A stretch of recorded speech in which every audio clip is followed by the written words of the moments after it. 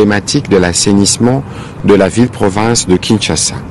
Le président de la République est à nouveau revenu sur l'impérieuse nécessité de renforcer les mesures d'assainissement dans la ville de Kinshasa. Pour une énième fois, il s'est vu dans l'obligation du revenir, tant que la situation actuelle demeure non seulement préoccupante, mais atteint désormais un niveau profondément alarmant, voire catastrophique. Les amas d'immondices qui jonchent nos avenues, les marchés insalubres, les caniveaux obstrués et les déchets plastiques qui envahissent nos cours d'eau traduisent un manque de suivi manifeste dans la gestion de la salubrité publique. Les conséquences sont multiples et graves, notamment la pollution de l'environnement, encore la propagation des maladies hydriques.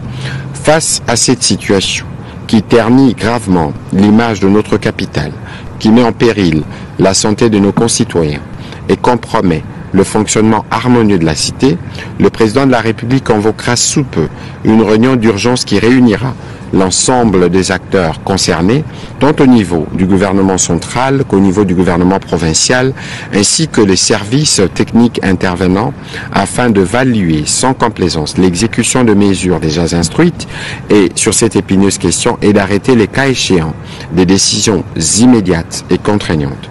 Il a prévenu que toute défaillance avérée fera l'objet des sanctions exemplaires sans aucune forme d'indulgence et qu'il n'est plus question de tolérer la négligence, l'inaction, encore moins la complicité dans un domaine aussi essentiel que celui de la salubrité publique.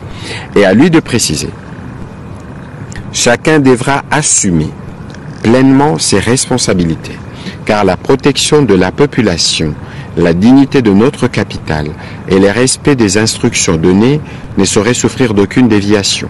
Le droit de nos concitoyens à vivre dans un environnement sain constitue un impératif constitutionnel auquel nul ne peut se soustraire. Le président de la République attend veiller personnellement à ce que ceci soit pleinement respecté, car il en va de la responsabilité de l'État d'assurer un cadre de vie digne et sécurisé pour tous. Le dernier point de la communication du président de la République, a porté sur la persistance de la déstabilisation des institutions provinciales. Le président de la République a exprimé avec la plus grande fermeté sa profonde préoccupation face à la recrudescence d'actes de déstabilisation observés au sein de plusieurs institutions provinciales de notre pays. Ces tensions, matérialisées par des motions souvent intempestives et infondées contre le gouvernement ou les assemblées provinciales, compromettent gravement la stabilité de nos entités territoriales. Au cours de sa communication à la 44e réunion du Conseil de ministres, le président de la République avait appelé à l'adoption de mesures concrètes pour contenir ces crises récurrentes. Il a salué à cet égard les efforts du gouvernement à travers le vice-premier ministre, ministre de l'Intérieur, dont l'action a notamment permis la signature d'un acte d'engagement par les présidents des assemblées provinciales, les membres de leurs bureaux respectifs, ainsi que les gouverneurs de province instituant un moratoire sur les motions de défiance visant les exécutifs provinciaux. Cependant, malgré ces avancées, la situation continue de se détériorer dans plusieurs provinces. Cette dérive est inacceptable car elle sape le fonctionnement régulier de l'État et menace les aspirations légitimes de nos populations à la paix et au développement. Des informations concordantes lui parvenues font état des manœuvres de déstabilisation orchestrées depuis Kinshasa par certains leaders politiques ou autorités morales qui manipulent les élus provinciaux pour satisfaire des intérêts partisans contre les développements de la République démocratique du Congo. Le président de la République a affirmé avec gravité que cela doit cesser immédiatement. La République ne peut tolérer que des ambitions personnelles ou des calculs politiciens prennent en otage la gouvernance provinciale et au-delà le pays. Les institutions provinciales ne doivent plus être instrumentalisées comme espace de marchandage ou de pression entre acteurs politiques. En conséquence, il a chargé les vice-premiers ministres, ministres de l'Intérieur, ainsi que les services d'intelligence habiletés de renforcer les mécanismes de suivi, d'alerte et de prévention afin de détecter et de neutraliser toute tentative d'ingérence ou des manipulations, et ceci sans museler tout droit d'expression, tout droit ou expression démocratique. Les présidents de partis politiques et regroupements politiques ont été chargés de rappeler à l'ordre leurs membres impliqués dans ces pratiques et à veiller à une stricte discipline interne. Le président de la République a demandé aux élus provinciaux de se conformer rigoureusement à la Constitution, aux lois de la République et à l'acte d'engagement qu'ils ont librement signé. Enfin, il a mis en garde tous ceux qui s'adonneraient à l'organisation, au financement ou à l'incitation à la déstabilisation des institutions. Des mesures exemplaires seront prises à leur encontre conformément aux lois de la République.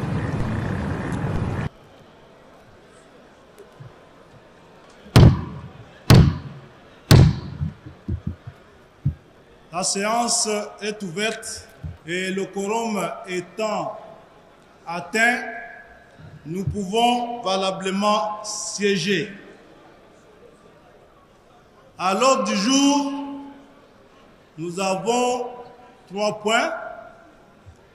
L'adoption de l'ordre du jour, l'élection et l'installation de l'honorable président et de l'honorable rapporteur adjoint de l'Assemblée nationale.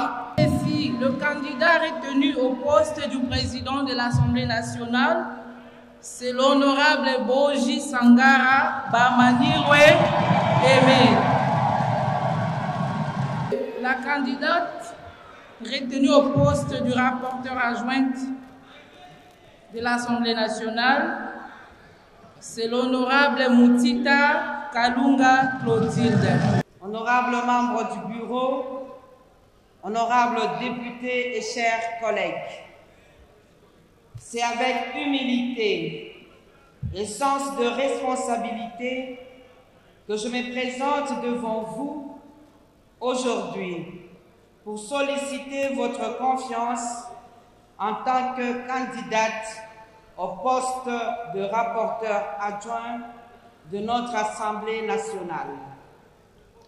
Je suis honorable Clotilde Moutita Kalunga, élue de la circonscription électorale de Lubumbashi-Ville, licenciée en psychologie et sciences de l'éducation, tout en rendant hommage à celle qui m'a précédée pour le travail réalisé dans le cadre de cette fonction et sous la direction du président de notre Chambre. Je m'engage à faire avancer l'exploitation et le suivi de nos rapports des vacances parlementaires. Je pense ici à la numérisation de nos rapports des vacances parlementaires, ceci dans le but de faciliter d'une part la tâche à la commission parlementaire de notre Chambre instituée à cet effet, et d'autre part rendre plus fluide le suivi du rapport final, bien entendu après son approbation par la plénière de notre Chambre. Honorables députés, chers collègues, ce poste a été occupé par une femme et il est essentiel que cet acquis ne soit pas perdu. En me soutenant, vous affirmerez que les femmes ne sont pas présentes ici simplement à titre symbolique, mais qu'elles participent pleinement à l'équilibre, à la stabilité et à la responsabilité du Parlement. C'est avec non seulement une profonde humilité, mais aussi un sens aigu du devoir envers notre République que je me tiens aujourd'hui devant vous pour solliciter ardemment votre confiance au poste de président de l'Assemblée nationale de la République démocratique.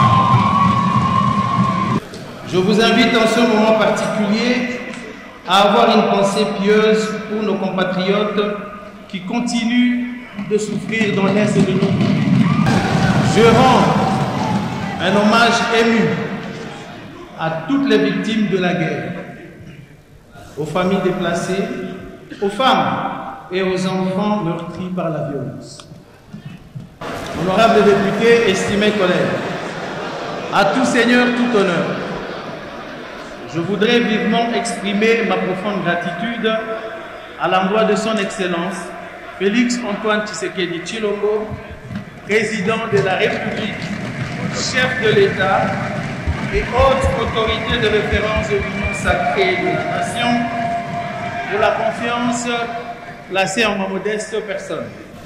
Par la même occasion, j'adresse mes sincères félicitations au bureau. Honorables députés, estimés collègues, si je me présente devant vous aujourd'hui, ce n'est pas en étranger, mais plutôt en fils maison. J'ai quitté le gouvernement où j'exerçais les fonctions de ministre d'État, ministre de l'Industrie,